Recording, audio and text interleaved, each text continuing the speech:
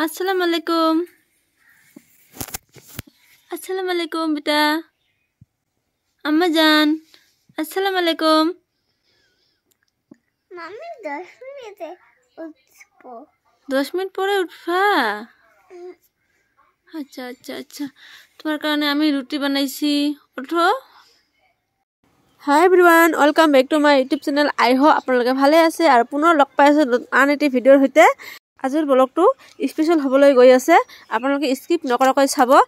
এতিয়া মই নকওঁ আপোনালোকে ভিডিঅ'টো চালে নিশ্চয় জানিব আৰু গাইস আজি হল দানিৰ কাৰণে এটা নতুন অধ্যায় শুৰু হ'ব তো আপোনালোকে দোয়া কৰিব যাতে আমি এজন ভাল মানুহ হিচাপে গৈ তুলিব পাৰো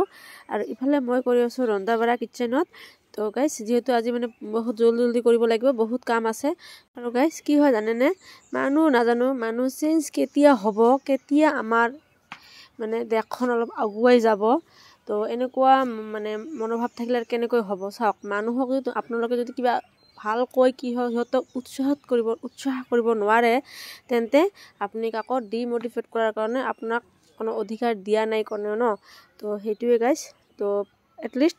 ভাল কৰিব নোৱাৰিলে আপোনালোকে তাইৰ বেয়া কামনাটো আপোনালোকক কৰাৰ কাৰণে কোনো অধিকাৰ দিয়া হোৱা নাই আৰু ইফালে আম্মাই কাটি আছে মাছ আলু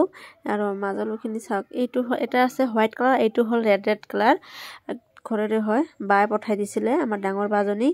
আৰু ইফালে ভাজিখিনি প্ৰায় হৈ গ'ল আৰু ইফালে মই মাছ আলুখিনি অলপ মানে ভাপাত দি দিছো মানে কি হয় যেটো এটা বিজল থাকে ন হেতু ওলাই যাব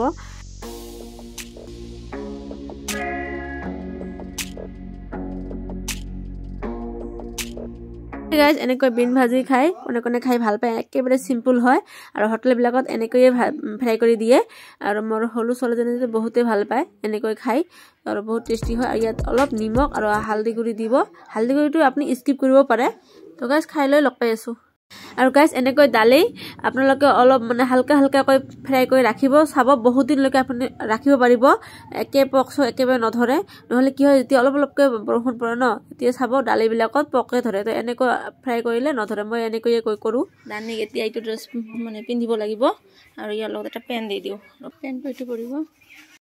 তো গাইস ফাইনালি আমি ৰেডি হলো মই গাছা ধুলো আৰু ইফালে মিস্টাৰ ৰেডি হৈ আছে দানি আৰু মই আৰু মিস্টাৰ জাম আসল কথাটো হল কি জানে না গাইস আজি আছে দানিৰ এটা এক্সাম এন্ট্ৰেন্স লব কি হয় আগতে অনলাইন কৰি ৰাখিছিলো আৰু আজি মাতিছে আজি 11টা বজাত যাব লাগিব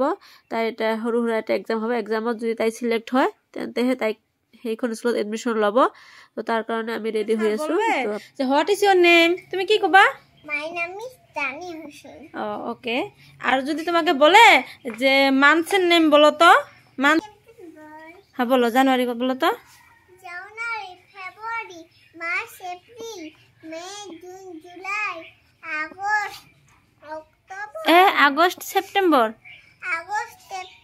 অক্টোবর নভেম্বর ডিসেম্বর বঢ়িয়া আর ভালকে পড়িবা হ্যাঁ এইটো হল দানির আর এইটো হল আমার নেনার গাইস নেনারও এক্সাম আছে আজি নেনার আছে 12টা বজাত আৰু দানিৰ আছে 11টা বজাত তো এইটো নেনাৰ পাপা আৰু এইটো নেনাৰ মাম্মি তো গাইস আপোনালোকে দোয়া কৰিব যাতে দুইজনীয়ে ভালকে এক্সামখিনি দিব পাৰে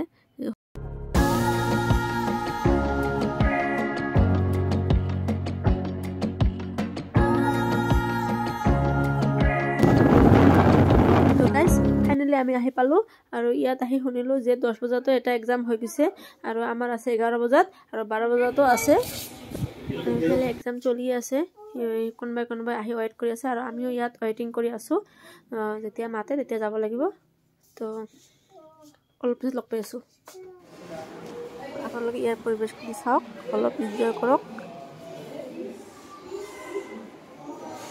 আপুৰ এক্সাম হল ন হ্যাঁ তোমাদেৰ এক্সাম হয়েছে তো গাইস ফাইনালি এক্সাম হৈ গল আৰু এতিয়া আমাক নকলে তাই মানে সিলেক্ট হল না নহল এইটো মানে মেসেজৰ জৰিয়তে জনাই দিব তো এতিয়া আমি ঘৰমুৱা হৈ আছো আৰু ইফালে দানি কৈ আছে যে মানে খেলিব বাট কি হয় সব মানে লক লগাই দিয়া আছে তোলামৰা আছে ন এতিয়া তো স্কুল স্টাৰ্ট হোৱা নাই জাস্ট এক্সাম কি চলি আছে তো গাইস এতিয়া লগ পাই আছে ৰাতি আৰু এতিয়া মই লগ থবলৈ আহিছো নেক্সট দিনা লগ পাম হে গাইস আজি এটা পাৰ্সেল আহিলে এইটো মই ফ্লিপকাৰ্টৰ পৰা অৰ্ডাৰ কৰিছিলো আৰু কি কৰাৰ পাছতো আপোনালোকে চাই থাকক, নিশ্চয় জানিব। আৰু কেনেকুৱা হয় সেইটো ময়ো এতিয়ালৈকে চোৱা নাই, সিহঁতে আনবক্সিং কৰি আছে। তো ইয়াত মানে 7টো বাকচ আছে, 7। ভালেই আহিছে চাগে। বহুত ভালেই হয় কৈ আছে। মইতো মানে মোবাইল ধৰি আছোঁ গাইজ, যিহেতু শ্বুট কৰি আছোঁ। তো বহুত ধুনীয়া হয়। তো আপোনালোকেও এইটো পাৰচেছ কৰিব পাৰে, বহুত ভাল হয়, বেয়া নহয় আৰু গাইজ, বেষ্ট। এক কথাত ক'বলৈ গ'লে বেষ্ট।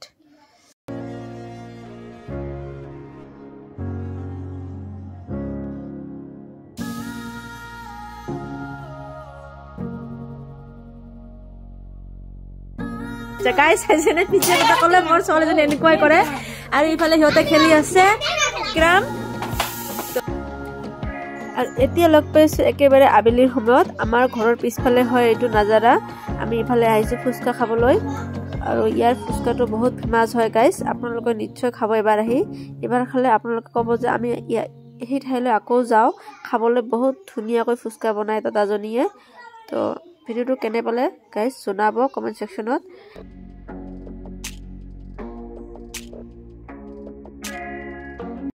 আৰু মোৰ ভিডিঅ'টো আপোনালোকে কোনটো ঠাইৰ পৰা চাই আছে প্লিজ কমেণ্ট ছেকশ্যনত জনাব, যাতে মই নেক্সট ভিডিঅ'ত আপোনালোকক ধন্যবাদ জ্ঞাপন কৰিব পাৰোঁ। তো গাইজ যিসকলে নতুনকৈ মোৰ চেনেললৈ ভিজিট কৰিছে প্লিজ ছাবস্ক্ৰাইব কৰিব। আজিলৈ ইয়াতে ভিডিঅ'টো এৰিছোঁ। Bye bye.